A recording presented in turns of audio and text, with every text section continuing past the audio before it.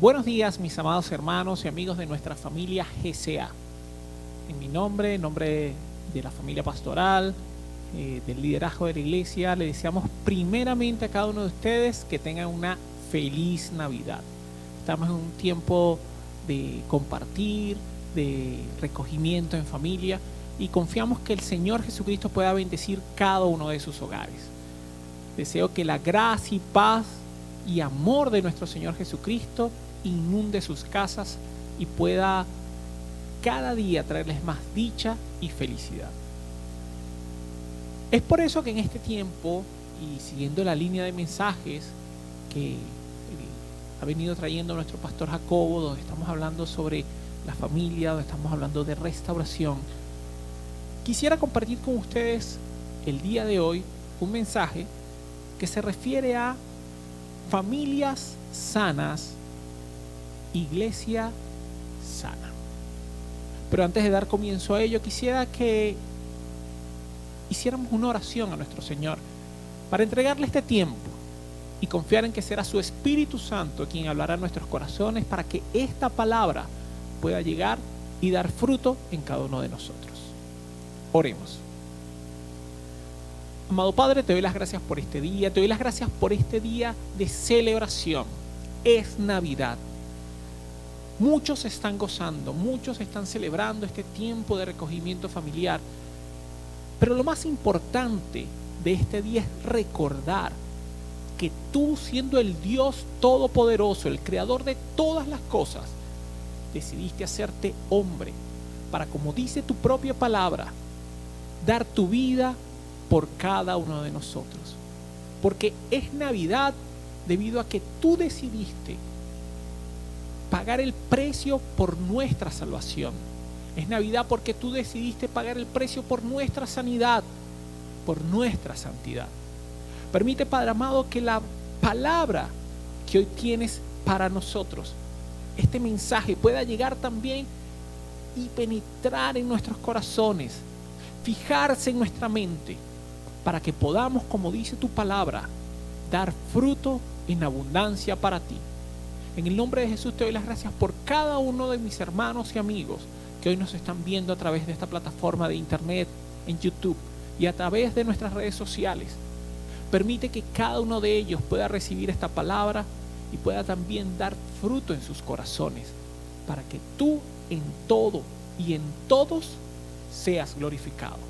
En el nombre poderoso de Jesús de Nazaret, muchas gracias, Señor amado. Espíritu Santo, úsame, guíame, pasa un carbón encendido por mis labios, para que sea solamente tu preciosa y poderosa palabra la que sea predicada el día de hoy. En el nombre poderoso de Jesús, muchas gracias, Señor. Amén y amén.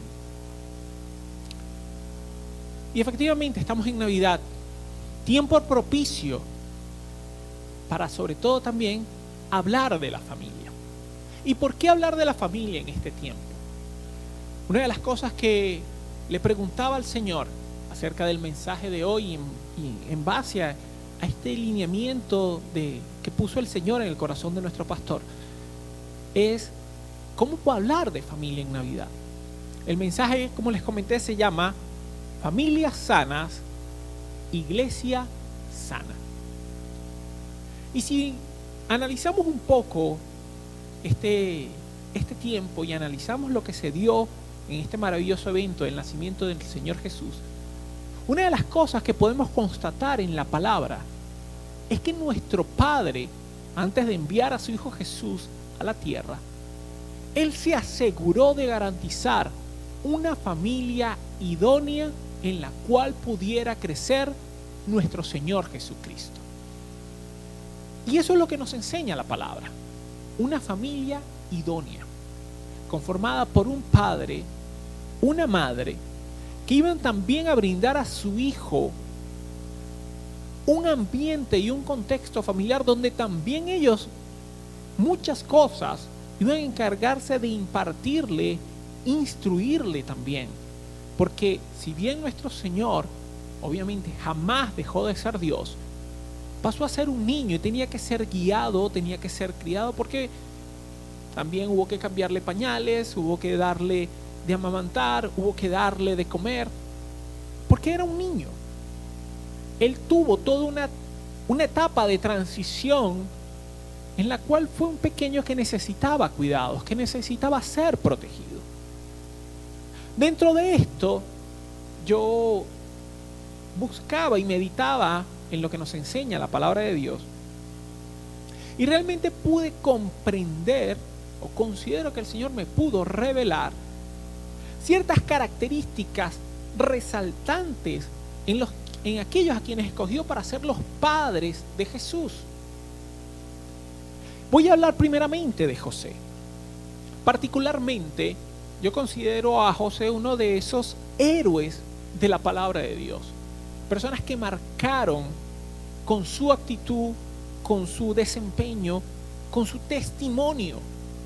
Marcaron un hito, pusieron un punto trascendente dentro de la historia de la palabra de Dios, dentro de la historia de la iglesia. Por eso les invito a que vayamos un momentico al Evangelio según San Mateo y leamos el capítulo 1. En el verso 18, vamos a leer un poco, vamos a leerla hasta el 25, y dice así: el nacimiento de Jesucristo fue así. Estando desposada María su madre con José, antes de que se juntasen, se halló que había concebido del Espíritu Santo. José su marido, como era justo, y no quería infamarla, quiso dejarla secretamente.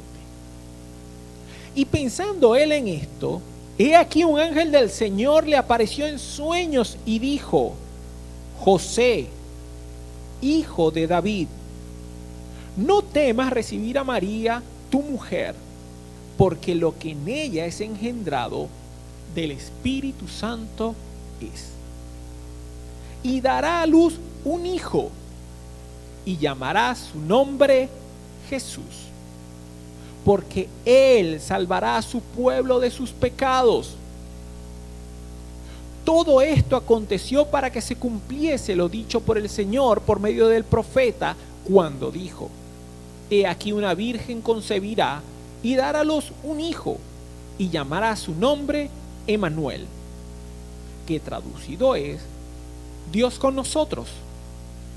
Y despertando José del sueño, hizo como el ángel del Señor le había mandado, y recibió a su mujer, pero no la conoció hasta que dio a luz a su hijo primogénito, y le puso por nombre Jesús. Analizando un poquito las características que aquí se nos habla de José, creo que podemos entender por qué el Señor escogió a José. ¿Qué características vio el Señor en la vida de José? Porque él era el hombre idóneo para ser el padre aquí en la tierra de Jesús, y que se encargaría de ser su representante entre los hombres, porque era el padre de familia. Y si leemos el versículo 19, dice que José su marido, como era justo. José delante de Dios era un hombre justo, era un hombre ecuánime, era un hombre íntegro. Entonces el Señor vio en la vida de José un hombre que podía representar lo que era un padre de familia. Le podía dar a Jesús una familia sólida, con un hombre que se encargaría del hogar. No era alguien que era de doble ánimo, ambivalente, hoy es una cosa, mañana es otra. No, dice la palabra de Dios que era un hombre justo. Por decir que era un hombre justo, era un hombre que buscaba primeramente conocer la palabra de Dios y seguir lo que el Señor indicaba. Entonces, esa fue la primera característica que resaltó de José, que era un hombre justo. Si nosotros hombres que somos padres de familia nos identificamos con este hombre José, deberíamos ver que el Señor desea hallar en nosotros esta característica: que seamos hombres justos, Hombres que busquemos la palabra de Dios. Hombres que escudriñemos la voluntad del Señor para con nuestras vidas. Hombres que procuremos justicia en nuestro hogar. Que procuremos proyectar justicia para con los de afuera. Eso es lo que el Señor quiere encontrar en nosotros. Eso fue lo que el Señor encontró en José. Después dice, de los versos 20 al 24, que él pensó, después de que pensó en dejarla secretamente, llegó y un ángel vino y se le apareció en sueños.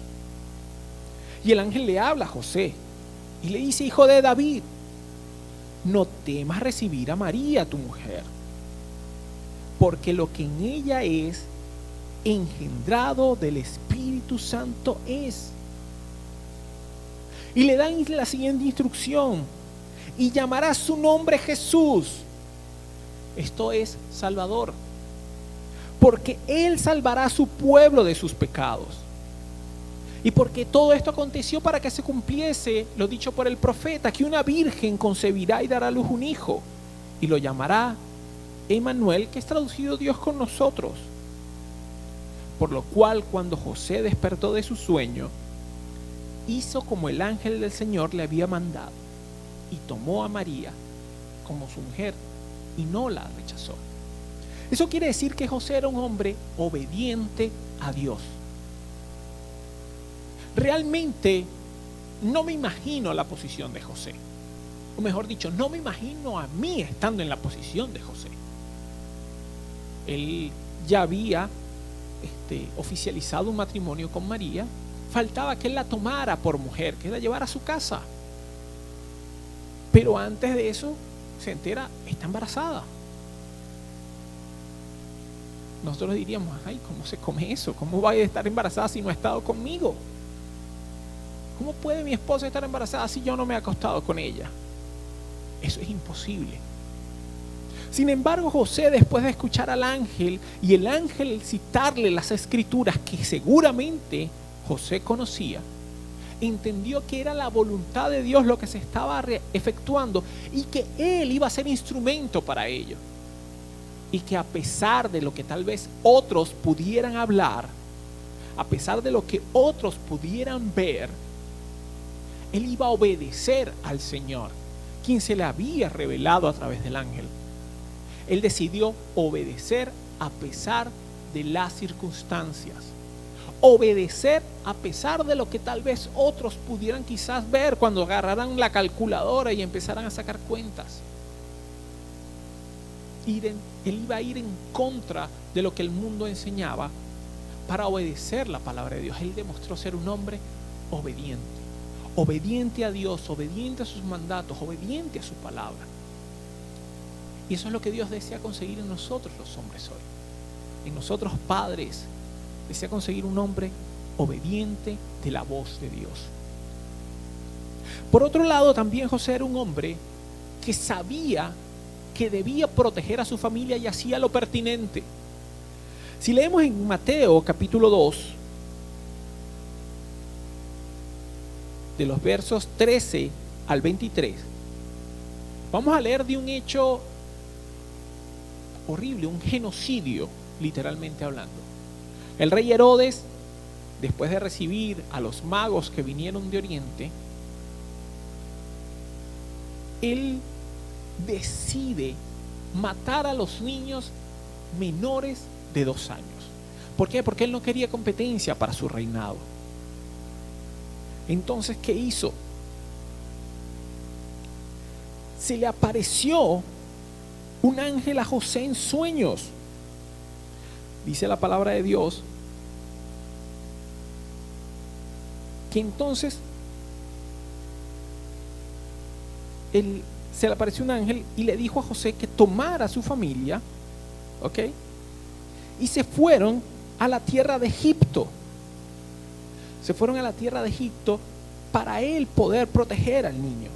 Dice: y él, José, despertando, tomó de noche al niño y a su madre y se fue a Egipto. En el versículo 13 dice que se le aparece el ángel y dice: levántate, toma al niño y a su madre y huye a Egipto y permanece allá hasta que yo te diga, porque acontecerá que Herodes buscará al niño para matarlo. Él enseguida que escuchó la voz del ángel, la advertencia, enseguida tomó a su familia, se levantó y se fue lejos. Dice que se fue a tierra de Egipto porque él decidió proteger a su familia. No sé cómo serían las circunstancias de hace 2000 años, pero imagino que también sería un poco difícil para aquel que migra a una tierra extranjera. Él no era egipcio, tuvo que ir, tuvo que hacer muchas cosas. Lo bueno es que era un hombre trabajador, era un hombre que se esforzaba por su familia. Y como tenía características y habilidades particulares, pero eficientes al ser un carpintero, él pudo conseguir trabajo, pudo dar su desempeño a donde fue y pudo asegurarse de dar sustento a su familia. Este fue José, un hombre que aprendió a proteger. El Señor nos llama a nosotros los hombres a ser cabeza de nuestro hogar, proveedores de nuestro hogar.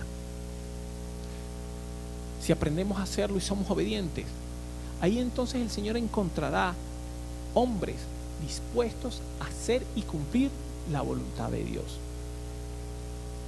Otra característica de José es que era un hombre trabajador. Si vamos un momentico al Evangelio según San Juan, al capítulo 6, y leemos el verso 42, nos podemos percatar de algo particular. Dice: decían, ¿no es este Jesús el hijo de José, cuyo padre y madre nosotros conocemos? ¿Cómo pues dice, del cielo he descendido? La gente sabía quién era José.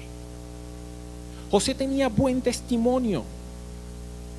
Como hombre que era carpintero también, la gente sabía quién era. De hecho, hay otra porción de la palabra de Dios que dice: ¿no es este Jesús el hijo de José el carpintero? Él era un hombre trabajador y era conocido por ello. Anteriormente los apellidos no se usaban como hoy. Anteriormente se decía Juan el sastre, Pedro el tintorero, José el carpintero. Pero para que eso se diera es porque realmente eran reconocidos por lo que hacían. José era un hombre trabajador, era reconocido como el carpintero y la gente lo conocía. Dio testimonio de su familia. En este momento presumo ya José no estaba. Pero entonces, al ser un hombre trabajador y un hombre esforzado, él daba testimonio a otros de que él velaba por su casa. Entonces él era un hombre trabajador y es lo que Dios también nos pide como padres de familia. Que en este tiempo, si vamos a edificar una familia sana, tenemos que velar por nuestras obligaciones, tenemos que velar por lo que nos corresponde y cumplir con la palabra de Dios, velando y proveyendo a nuestras casas. Otra característica de José es que José era un hombre que guardaba los mandamientos de Dios. Si leemos el capítulo 2 de Lucas, en el versículo 22 dice lo siguiente: y cuando se cumplieron los días de la purificación, en cuanto al nacimiento de Jesús, conforme a la ley de Moisés, le trajeron a Jerusalén para presentarle al Señor. Como está escrito en la ley del Señor, todo varón que abriere matriz será llamado santo al Señor. Y para ofrecer conforme a lo que dice en la ley del Señor, un par de tórtolas o 2 palominos. José no ponía excusas para cumplir con la palabra de Dios. Él estaba en Belén, su hijo nace, pero entonces debía ir a Jerusalén a presentarlo, porque era el mandato de Dios. Él podía cuestionar, pero bueno, es el hijo de Dios, ¿por qué tengo que presentarlo? Pero no, él se aferró a la obediencia al Señor y cumplía con los mandamientos de Dios. No los amoldaba a su conveniencia, no los amoldaba tal vez a una excusa, no, él simplemente era un hombre, como lo dijimos antes, obediente. Y guardando los mandamientos de Dios también le está poniendo un ejemplo a Jesús. Particularmente hay algo que yo creo de José, que es que él era un hombre de fe genuina. La palabra de Dios nos dice que la fe es la certeza de lo que se espera, es la convicción de lo que no se ve. José recibió la revelación del ángel, decidió creerle a Dios. Pero creerle a Dios conllevaba también un precio. Conllevaba tal vez el ser sometido al escarnio. Como les dije antes, aquellos que sacan cuentas, oye, los números no cuadran, no se ponen 9 meses y ese niño es fuertote. Dicen que era un niño hermoso, la palabra de Dios, Jesús. Pero él no temía lo que pudieran decir los demás, no temía lo que pudiera decir el hombre. Él era un hombre que le creía a Dios. Y todas estas características de José como varón, como jefe de familia, es lo que Dios está buscando en cada uno de nosotros como padres, como jefes de un hogar. Hombres que seamos justos, obedientes a Dios, que podamos proteger nuestros hogares, que seamos esforzados, trabajadores por poder llevar el sustento a nuestra casa, que pongamos a Dios primero, que guardemos los mandamientos del Señor como Él nos ha enseñado, que escudriñemos la Escritura, pero por sobre todo le creamos a Él a pesar de las circunstancias.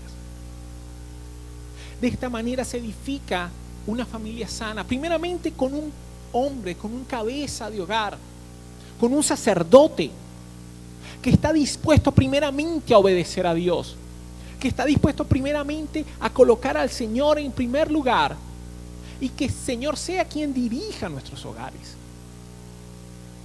Eso es lo que el Señor nos está demandando a nosotros hombres, que podamos ser varones santos para Dios y que Él pueda encontrar en nosotros esos instrumentos donde va a derramar de su gracia, que podamos dirigir a nuestras esposas y a nuestros hijos, dirigirlos conforme a la palabra de Dios. Por otro lado está María. María es para mí una de las mujeres más valientes que nos muestra la Escritura. Otra de esas heroínas de la palabra de Dios, porque es una mujer que decidió creerle a Dios a pesar de las circunstancias que la estaban rodeando. De hecho, si nosotros leemos el capítulo 1 de Lucas, en el verso 38, cuando el ángel se le aparece y le dice, si leemos previamente, ella le pregunta cómo podrá ser que ella conciba un hijo. Porque entonces, si ella era virgen, él dice, bueno, pero ¿cómo será esto? Yo no conozco a un varón, no he estado con un hombre, ¿cómo voy a tener un hijo? El capítulo 35 el versículo 35 del capítulo 1 de Lucas le dice: el Espíritu Santo vendrá sobre ti, y el poder del Altísimo te cubrirá con su sombra, por lo cual también el santo ser que nacerá será llamado Hijo de Dios. Y entonces María le responde: he aquí la sierva del Señor, hágase conmigo conforme a tu palabra. Y el ángel se fue de su presencia. María podía tener tal vez muchas excusas o podría presentar muchos pretextos totalmente válidos, pero ella fue obediente a la palabra de Dios. Y no solo fue obediente, fue valiente, porque también sabía lo que se estaba exponiendo. Vimos contado por el Evangelio de Mateo que José pensó, bueno, yo no quiero hacerle daño, no quiero perjudicarla, así que bueno, la voy a repudiar secretamente. Pero ¿qué pasaría si María salía con la evidencia clara de un embarazo? Era adúltera, había fornicado, había pecado, y la consecuencia en ese momento, según la ley, era que debía ser apedreada.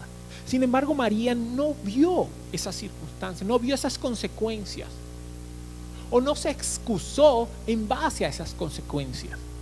Ella decidió decirle al Señor: sí, Señor, he aquí tu sierva, haz conmigo conforme a tu palabra.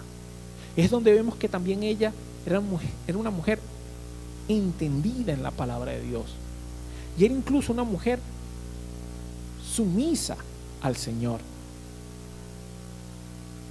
Ella era una mujer que entendía que ella iba a ser un instrumento útil y totalmente necesario para que el propósito de Dios para con la humanidad se cumpliera. Muchos dicen, bueno, ¿y qué hubiera pasado si María dice que no? Podríamos decir que tal vez Dios pudo haber conseguido a otra, pero es que ella era la mujer que Dios había conseguido para eso, porque en ella había características para ello. Y por demás fue donde Dios derramó gracia. La palabra de Dios dice que gracia es un don inmerecido. No fue que al final era ella quien lo merecía, sino que ella halló gracia delante de Dios y Dios decidió usarla, pero ella decidió ser obediente. El ángel le dijo a ella: salve muy favorecida, el Señor es contigo, bendita tú entre las mujeres. Y si bien ella tal vez no entendía esas palabras, ella decidió ser obediente y decidió entonces sujetarse a la voluntad de Dios. Por otro lado, si leemos el capítulo 2 del Evangelio de Lucas y nos vamos al versículo 44, podemos leer un evento que fue trascendental también. Y es cuando van a visitar el templo, cuando Jesús ya estaba más grande, cuando dice la palabra de Dios que tenía 12 años. Y si leemos el versículo 44 al 46, vemos lo siguiente. Y pensando que estaba entre la compañía, ya ellos estando de vuelta para Nazaret, anduvieron camino de un día y le buscaban entre los parientes y los conocidos, pero como no le hallaron, volvieron a Jerusalén buscándole. Yo que soy padre, y a veces mi hijo se me ha escondido en la casa, recuerdo una vez donde lo llamé y le dije: Caleb, y no me respondía porque obviamente le estaba jugando conmigo y se estaba escondiendo, pero en ese momento sentí desesperación porque no sabía dónde estaba. No sabía que le estaba jugando conmigo.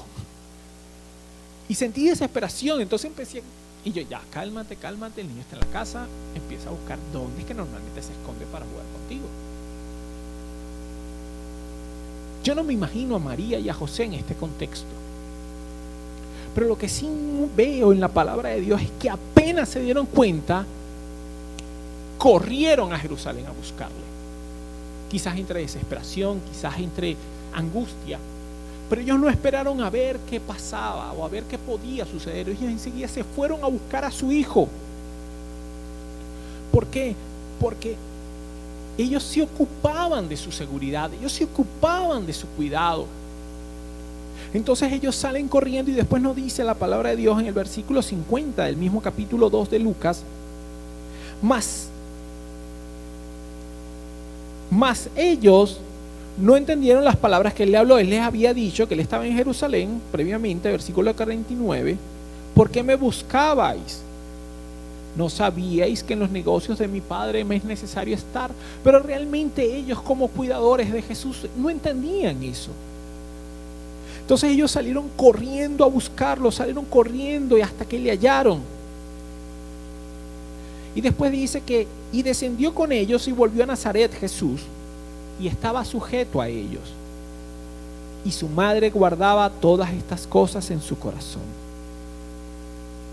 Verdaderamente, quizás ella no entendía lo que pasaba. Ella no entendía las circunstancias. Pero ella sabía que su deber era cuidar de Jesús. Ella era su madre aquí en la tierra. Él era su responsabilidad. Entonces, por lo tanto, era una mujer que veía por su casa, al igual que por Jesús vería luego por sus hijos. Pero tenía que ver por Jesús, tenía que ver por su hogar. Ella era una mujer, al igual que José, una mujer de fe, una mujer que creía, que decidió obedecer a Dios antes que a los estereotipos, antes que a las opiniones, antes que a lo que los demás podían pensar. Por ello veo aquí, ¿y por qué recalco esto? Porque en un padre y en una madre encontró características que deben replicarse en cada uno de nosotros como padres y madres de familia. Nuestro deber es cuidar de nuestros hijos. Nuestro deber es de enseñarles e instruirles conforme a la palabra de Dios. Nuestro deber es serles ejemplo. Nuestro deber es protegerlos. Nuestro deber es esforzarnos trabajando para proveer para nuestra casa. Cada uno de nosotros tenemos un papel que Dios nos dio, que Dios nos encomendó, pero que debemos cumplir debidamente. Una familia no puede ser sana si un padre y una madre no cumplen con su rol debidamente, y si no instruyen a sus hijos bajo la luz de la palabra de Dios, como el mismo proverbio nos lo dice: instruye al niño en su camino, para aun cuando fuere viejo no se aparte de él. ¿Quiénes somos los encargados de instruirles? Somos nosotros, padres. Y una familia podrá ser sana cuando nosotros, padres y madres, decidamos cumplir fielmente nuestro rol a la luz de la palabra de Dios. Una familia no puede ser sana si no cuenta con la bendición, la guía del Espíritu Santo. Una familia no puede ser sana si la palabra de Dios no es prioridad. Una familia no puede ser sana si el Espíritu Santo no es quien la guía, si Jesús no está presente en medio de ella. Ese es el requisito indispensable para la sanidad de una familia. El Señor, cuando dice que vino a traer el Evangelio, dijo que vino a sanar quebrantados de corazón. Él vino a sanar nuestras emociones, Él vino a sanar nuestros pensamientos, Él vino a sanar nuestro pasado. Pero necesitamos que entonces Él esté presente en medio del hogar. La única manera que Jesús puede estar presente en medio de nuestros hogares, en medio de nuestras familias, es que como padres y madres decidamos tomar la palabra de Dios, meditar en ella, escudriñarla y obedecerla, pidiéndole al Espíritu Santo que sea Él quien nos guíe, que sea Él quien nos enseñe, que sea Él quien nos muestre qué debemos hacer. Para que una iglesia sea sana, necesita tener familias sanas, porque al final los miembros o la iglesia somos los miembros, aquellos que hemos creído. La iglesia es el cuerpo de Cristo. La iglesia somos los creyentes. No es este edificio, no es este lugar, no son estas sillas. La iglesia no es este púlpito, la iglesia no es este altar. La iglesia somos nosotros, tú y yo, que hemos creído a Jesús como nuestro Señor y Salvador. Nosotros somos la iglesia. Por eso, para que haya una iglesia sana, debe haber familias sanas. Si queremos esperar y ver cómo el Señor se puede manifestar en medio de nuestra nación Venezuela, necesitamos que primero se manifieste en nuestra casa, que primero se manifieste y haya avivamiento dentro de nuestro hogar.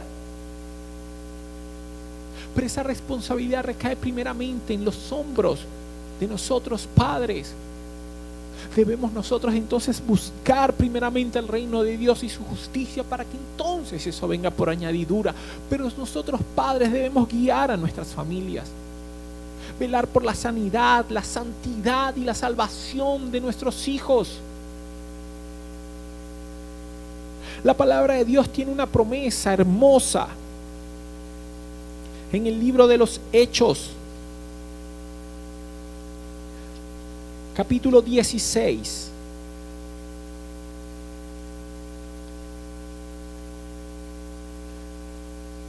Y les invito a que leamos el verso 31. Pablo y Silas estaban en una cárcel. Habían sido arrestados por predicar el Evangelio. Después el Señor, con poder y con autoridad, les da la libertad. Sacude la cárcel con un terremoto. Y cuando el carcelero estaba por suicidarse, al ver que nada, se fueron los presos, me van a matar, ellos le dicen: no lo hagas, espérate. Nadie se ha escapado. Y le predicaron la palabra de Dios. Él inmediatamente cree y los lleva a su casa para que puedan ser atendidos, porque obviamente, estando en una cárcel en medio de un cepo, no estaban en las mejores condiciones. Pero entonces, después de que le predican, después de que le hablan, él llega y les pregunta, versículo 30 del capítulo 16, señores, ¿qué debo hacer para ser salvo? Y ellos le responden, cree en el Señor Jesucristo y serás salvo tú y tu casa. El Señor quiere traer salvación a nuestras familias. Él no quiere que seamos dentro de nuestro núcleo familiar salvos de manera individual. No, Él quiere que seamos salvos como familia, como casa. Que nuestros hogares ardan por el Evangelio, por el fuego del Espíritu. Pero entonces tenemos que buscarle, así como este hombre que fue y le dijo, Pablo, Silas, indíquenme qué debo hacer para ser salvo. Y él les dijo, no solo tú, cree en el Señor Jesús y serás salvo tú y tu casa. No es que porque él creía iban a ser salvos su casa, sino que él iba a ser el encargado de llevar el Evangelio a su hogar, de que su esposa creyera, de que sus hijos creyeran y crecieran en el Evangelio. A eso es que nos llama el Señor. Y es una promesa totalmente fidedigna. El Señor trae salvación a nuestro hogar. Si nosotros leemos en la carta de Pablo a los romanos y vamos al capítulo 16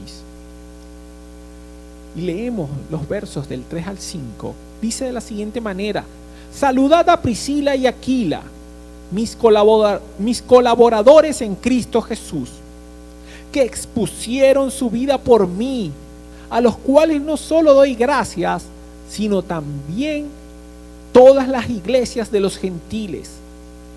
Saludad también a la iglesia de su casa. Saludad también a la iglesia de su casa. En su casa funcionaba una iglesia. Pero funcionaba ¿por qué? Porque tanto Priscila como Aquila, esposos, habían decidido creerle al Señor y que en su hogar se edificara una iglesia y se edificara discípulos para el Señor. La iglesia nace primero en las casas. Aquí estamos en medio de la iglesia y en medio de la congregación, donde el Señor envía una promesa única, una bendición única, cuando dice: cuán bueno y delicioso es habitar los hermanos juntos y en armonía, porque allí Él envía bendición y vida eterna. Y eso es cierto, pero la iglesia nace primero en los hogares. Debemos tener casas, familias, donde el Señor es el primero, donde hay un padre y una madre que velan porque así se manifiesta el Señor en medio de su casa. Que sus hijos sean instruidos, que sus hijos reciban la corrección y la palabra de Dios, porque les amamos. Esa es la mejor manera de demostrar amor, presentando el Evangelio a nuestros hijos, presentando el Evangelio a los miembros de nuestra familia. Es en nuestra casa donde damos primeramente testimonio del poder de Dios, en nuestra casa donde damos testimonio de la transformación del Espíritu Santo en nuestras vidas. Nuestra iglesia no será sana solo por la palabra de Dios que nos predican nuestros pastores. Ese es un propósito de Dios, hacernos llegar su mensaje, hacernos llegar su palabra. Pero es en nuestras casas donde se debe vivir primeramente el Evangelio. Es en nuestras casas donde primero debemos testificar. Es en nuestras casas donde primero debemos dar a conocer que Jesús está presente y que el Espíritu Santo está allí. Porque puedo ser tal vez un líder dentro de mi iglesia, puedo tal vez predicar, en mi caso, el Evangelio en este púlpito, pero si en mi casa y ante mis vecinos no doy testimonio del Evangelio, vengo a ser, como dice Pablo, vengo a ser como un instrumento que retiñe, solo hago ruido, pero al final no transmito realmente el amor, el poder de Dios, no transmito el testimonio de salvación, no transmito la transformación que Dios quiere lograr. Entonces, primeramente en nuestros hogares debe haber hombres y mujeres con el anhelo y el deseo de cumplir con la voluntad de Dios, de amarle. La palabra de Dios dice en el Evangelio según San Juan: si me amáis, guardad mis mandamientos. Tenemos que guardar los mandamientos del Señor por amor a Él. Y debemos dar ese testimonio para que otros le puedan conocer.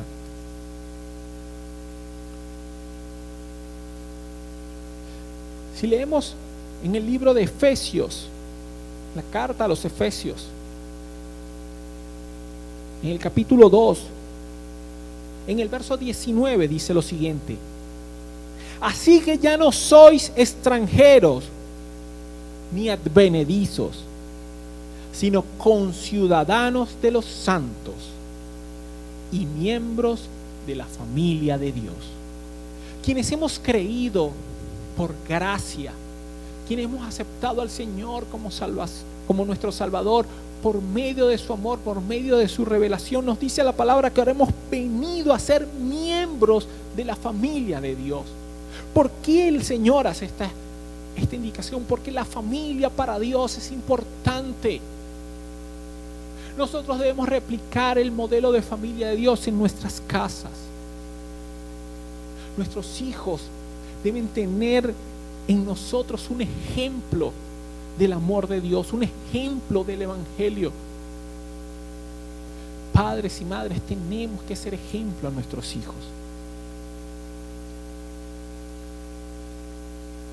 La primera carta del apóstol Pablo a Timoteo, en el capítulo 3, el verso 1 dice así: si alguno anhela obispado o liderazgo, buena obra desea.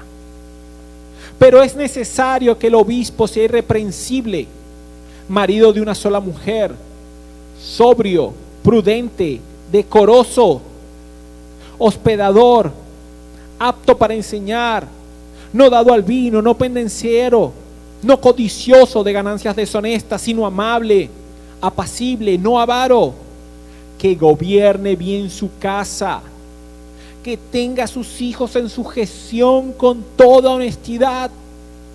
Pues el que no sabe gobernar su propia casa, ¿cómo cuidará de la iglesia de Dios?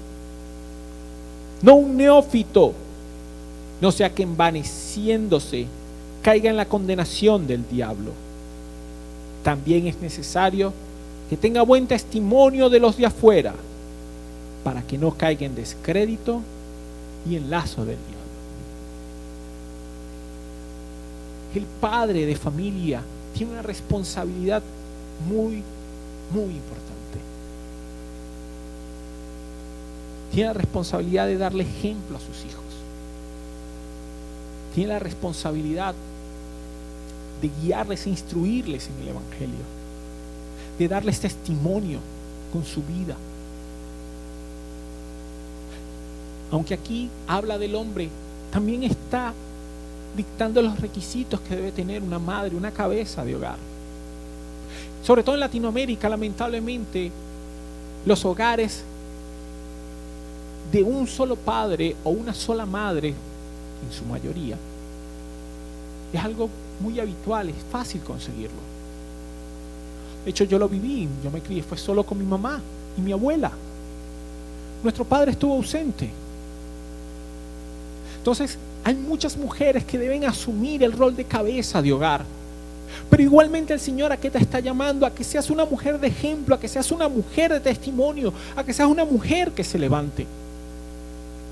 A que seas una mujer que, aunque en teoría o en el papel estás sola, cuentas con la ayuda del Espíritu Santo para levantar tu hogar, para levantar tu casa. El Señor también te está demandando que tú críes a tus hijos en sujeción, en honestidad. Porque la única manera de que tu familia pueda ser sana es que el Espíritu Santo esté en medio de ella, rija en ella. Entonces es necesario que como padres nos sujetemos al Señor, sigamos su voluntad, le amemos primeramente, porque si le amamos cumpliremos sus mandamientos, para que podamos tener una iglesia sana, una iglesia avivada. Primero debe avivarse en nuestro hogar. El fuego de Dios no va a llegar a la iglesia si no comienza a derramarse en las casas. El fuego de Dios no va a llegar a la iglesia si no empieza a buscarse en los hogares. Si no empezamos a tener nuestro tiempo con Dios.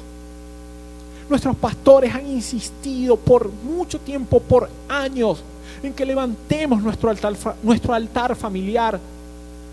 Si no lo has hecho, este es el momento, hazlo ahora.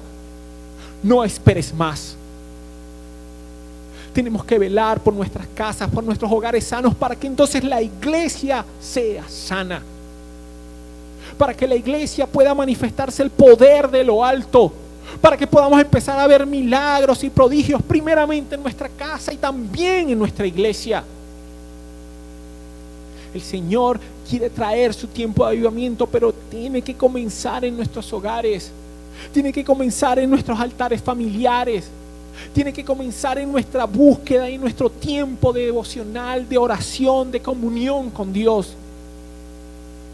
El Señor nos está hoy exhortando a que le busquemos. Como dice en el libro de Hebreos, si oímos hoy su voz, que no endurezcamos nuestros corazones, porque Él quiere traer una obra nueva, quiere hacer una obra nueva en nosotros.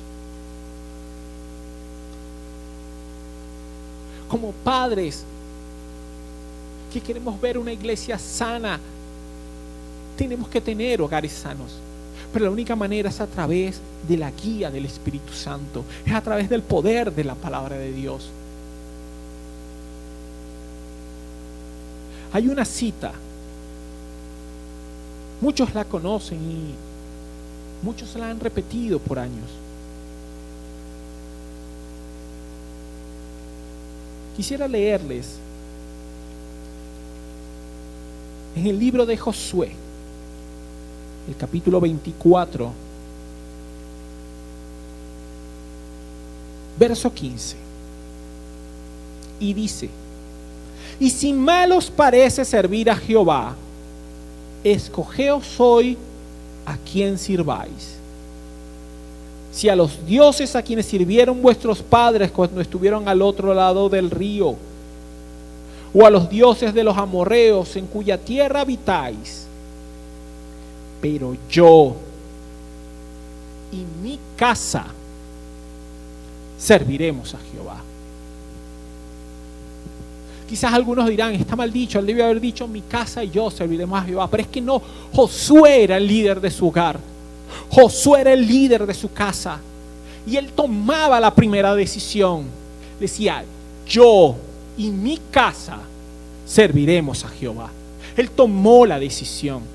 Nosotros padres debemos tomar la decisión. Y entonces nuestra casa procederá a servir al Señor.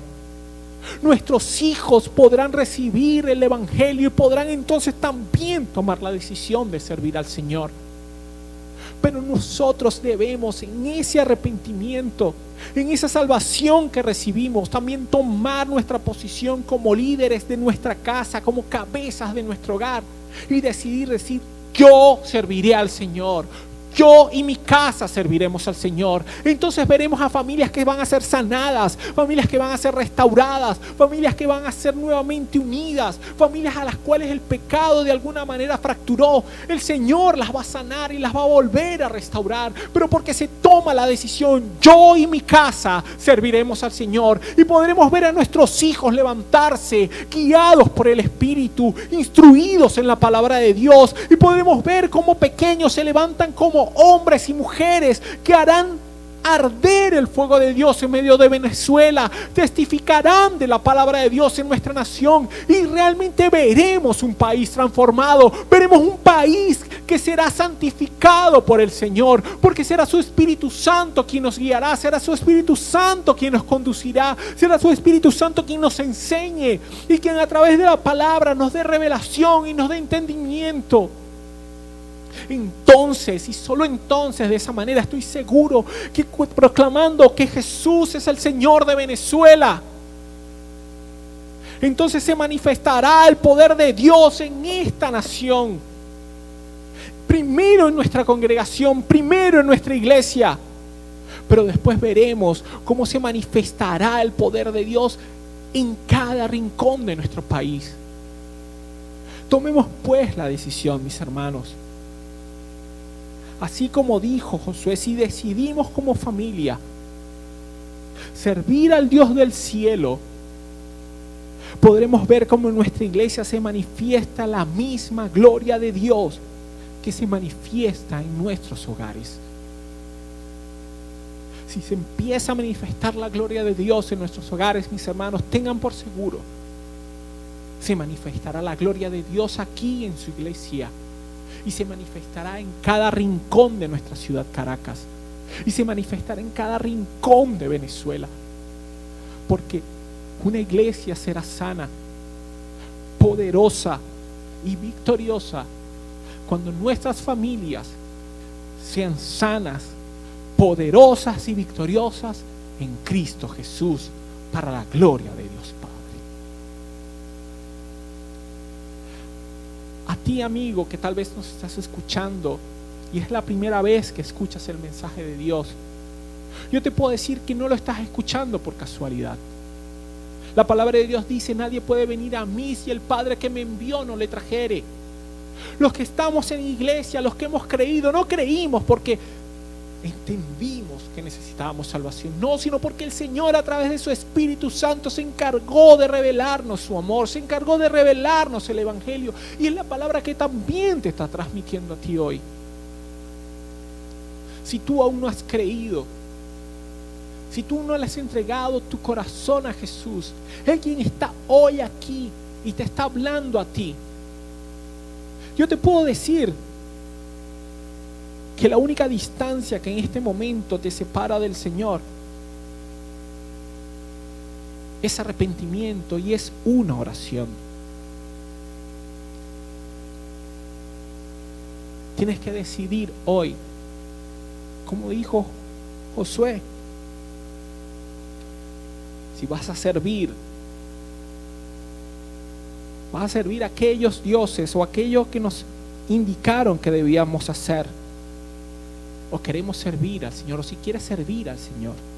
La palabra de Dios dice en el libro de los Romanos, ¿más qué dice? Cerca de ti está la palabra, en tu boca y en tu corazón. Esta es la palabra de fe que predicamos, que si confesares con tu boca que Jesús es el Señor y creyeres en tu corazón que Dios le levantó de los muertos, serás salvo. Porque con el corazón se cree para justicia, pero con la boca se confiesa para salvación.